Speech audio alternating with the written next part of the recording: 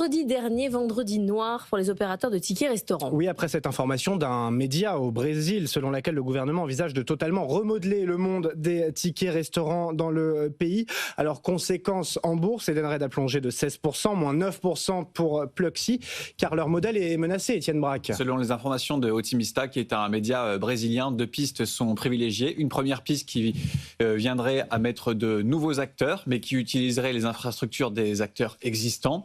Et puis surtout, une deuxième piste qui est bien plus problématique pour Pluxee et Edenred, ça serait le fait en fait de mettre à contribution la banque centrale brésilienne qui verserait directement les sommes des tickets restaurants sur le compte des salariés. Donc autant dire en fait que ces deux acteurs n'ont plus leur place, ce qui est quand même un problème majeur, puisque vous avez aujourd'hui Pluxee qui réalise plus de 40% de son chiffre d'affaires en Amérique latine, quand Edenred réalise plus de 30% de son chiffre d'affaires là-bas, avec des marges qui sont très importantes. Il ne faut pas oublier que l'argent que vous n'utilisez pas est placé, les taux d'intérêt sont très élevés en Amérique latine, donc forcément ça serait un manque à gagner très important pour Pluxee, mais aussi pour Edenred. Et puis surtout la question qui se pose, c'est si demain vous avez un pays qui met en place une telle mesure, comment vont réagir les autres pays, vous imaginez bien que ça va créer un précédent, d'autant plus que vous avez un système aujourd'hui qui n'est pas en danger, mais qui met également pas mal de réflexions. Regardez ce qui se passe en Italie, avec le pays qui a annoncé l'année dernière mettre en place un plafonnement à 5% des commissions. La France également qui, d'ici à la fin de l'année,